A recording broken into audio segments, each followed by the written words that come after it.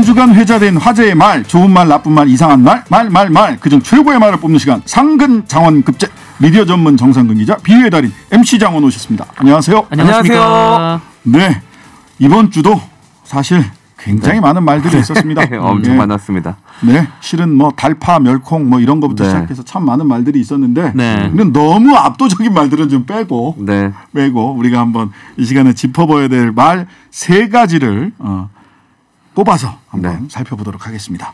자, 첫 번째 후보입니다. 공영방송이 5년 동안 사극 한 번 안 찍는 게 말이 돼? 원희룡 국민의힘 선대본 정책본부장의 의문이었습니다. 음성으로 한번 들어보겠습니다. KBS 요즘 좀 이상하지 않아요? 맞아. 공영방송이 PPL 못한다고 5년 동안 사극 한 번 안 찍는 게 말이 돼? 공영방송이면 시청률 신경 쓰지 말고 국제뉴스도 좀 해야지. 수신료의 가치를 국민에게. 콜! 좋아. 후보님께 보고 드릴까요? 후보님 추진할까요? 좋아. 빠르게 가! 네. 요즘 쇼츠 59초 쇼츠 하는데 윤석열 후보가 5번째, 6번째 59초 쇼츠가 나왔는데 방금 들었던 건 5번째 영상이죠. 네, 맞습니다. KBS 수신료의 가치를 국민께 돌려드립니다라는 제목의 영상이었고요. 이 간접 광고, PPL이라고 하죠. 이 간접 광고를 사유로 5년간 제작하지 못했던 사극을 의무적으로 좀 제작하자. 메인 뉴스 중 국제 뉴스 30% 뉴스를 30% 이상 편성하자. 영상 아카이브 오픈소스 공개 등을 제안하는 내용을 담고 있었습니다. 이 공영방송 정상화 방안을 통해 수신료의 가치를 높이자는 취지였다고 합니다. 이거 편성권 문제되는 거 아닙니까? 이거 방송법에서 이렇게 할 수 있어요? 30% 강제할 수 있습니까? 방송법은 이 편성을 위임받은 권한자가 아니면 편성에 개입할 수가 없게 되어 있습니다. 그렇죠. 편성을 위임받은 권한자는 누구예요? 편집국장? 그렇죠. 보통 이제 편집국장, 보도국장 이렇게 되어 있죠. 그러니까 방송법 왜 안 보셨을까? 이렇게 이 국제 뉴스를 메인 뉴스에 30% 이상 편성하라. 요거는 좀 문제가 될 수 있는 소지가 있는데. 그리고 의무적으로 사극을 찍게 한다. 그것도 굉장히 좀 위험한 발상이죠. 대놓고 관여하겠다는 내용이고 공영방송이라고 해서 국가 소유도 아니고 국민의 것이고 시민의 것이란 뜻이거든요. 그거를 어떤 뭐 공권력을 이용해서 편성에 뭐 힘을 쓸 수 있다. 전혀 상상할 수 없는 일인데 사실 이 선대위에서 어떤 영상을 제작할 때 이 법조팀에서 다 이 법적인 문제가 없는지 검토를 하고 올리거든요. 그래서 문제가 있으면 어떤 캠프든 영상을 안 올리는 걸로 저는 알고 있습니다. 그런데 이건 아주 기본적인 방송법 내용이기 때문에 이거 뭐 찾아보지 않아도 딱 알 수 있는 내용이지 않습니까? 근데 검토를 안 한 것인지 좀 의문이 생깁니다. 그러니까 저는 좀 이거 방송법에서 안 되는데 보자마자 뭐 사실 내부에서도 좀 문제제기라기보다는 좀 논란이 있었다고 해요. 그러니까 이 얘기를 하면서 좀 아무래도 우려가 있었다라는 얘기도 있었고, 근데 다만 뭐 어떻게 한다는 뭐 구체적인 뭐 이렇게 편성 지침 뭐 이런 게 아니라 좀 이렇게 방향성, 문제의식 이렇게 전달을 한 거라고 좀 봐달라라는 게 이제 국민의힘 입장입니다. KBS에서도 가만히 안 있었을 것 같아요. 네, 맞습니다. KBS에서도 바로 반응을 내놓았는데요.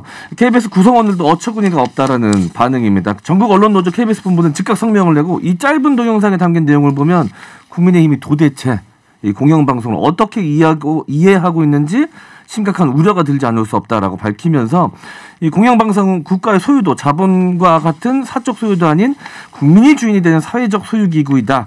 그래서 방송법 제1조는 방송의 자유와 독립을, 4조는 방송 편성의 자유와 독립을 보장할 것을 규정하고 있다라는 내용을 담고 있었습니다. 네. 이건 뭐 개그를 너무 다큐로 받아들이는 거 아니냐 뭐 이런 식의 국민의힘 쪽에서는 멸콩 때도 개그를 너무 다큐로 받는다. 이번에도 개그를 너무 다큐로 받는다. 계속 이러는데 멸공 얘기나 방송 공영방송에 대한 태도를 비판이 나오면 이거 개근데 왜 다큐로 받아? 니네 너무 꼰대스러운 거 아니야? 이렇게 얘기해도 되는 거예요? 전형적인 가해자의 논리죠. 사실 이걸 당사자들은 이 방송을 KBS에서 만들고 있는 당사자들은 심각한 위협을 느꼈을 수도 있거든요.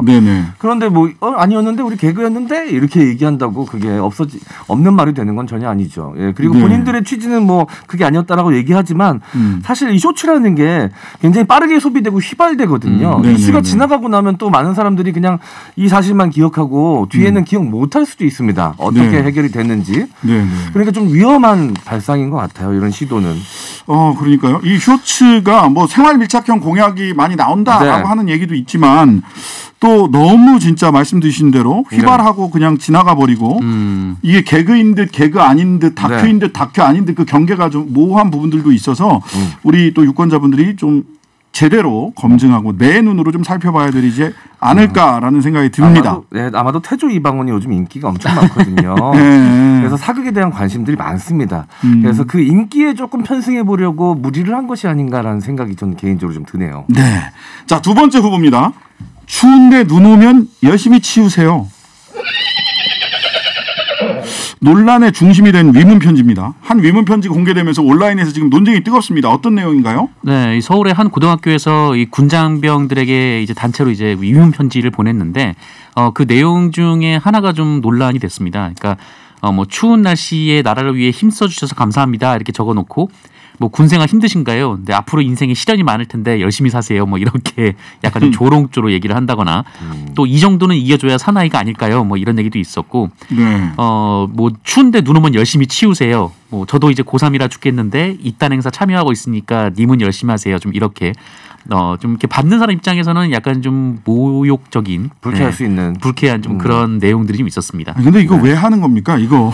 그러니까 저는 이 이야기 듣고 깜짝 놀랐습니다. 저도 초등학교 때 이거 위문 편지 쓰라고 해서 썼던 기억이 나거든요. 저도 썼었어요. 네. 근데 그 이후로는 저는 쓴 기억이 없어서 설마 이걸 아직까지 하고 있을까 싶었는데 쓰고 있더라고요. 그러게요. 이 편지를 쓰면은 봉사활동 1시간을 인정해 준다고 하는데 아니 이게 어떻게 군인들께 편지를 쓰는 게 왜 봉사가 되는지 잘 모르겠어요. 전혀 이해가 되지 않습니다. 아니 뭐 자발적으로 위문 편지 쓰는 거 좋아요. 근데 강제해서 사실상 봉사활동 점수 준다 그러니까 강제적으로 쓰는 거잖아요. 이렇게 되면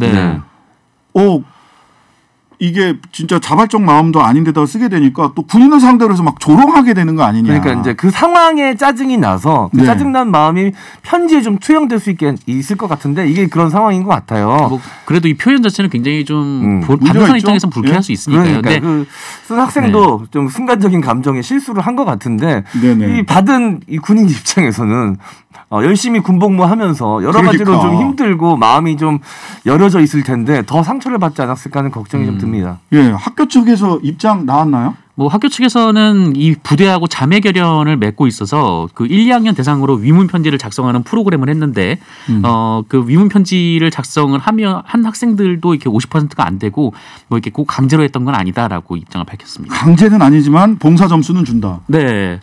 자율학습이 언제나 자율인 적은 없었어요. 예전에 그렇죠. 저 자율학습 밤 10시까지 했는데. 네. 그렇죠. 자율학습인데 어마무지하게 혼났던 기억이 납니다. 네. 그러다 보니까 또 그 근처에 있는 어디 학원에서는 그 학교 학생들은 우리 학원에서 다 나가 뭐 이런 일까지 이게 이렇게 번져야 될 일인가. 군인에 대해서 조롱하거나 뭐 학원도 오지마 이렇게 번져야 될 일인가.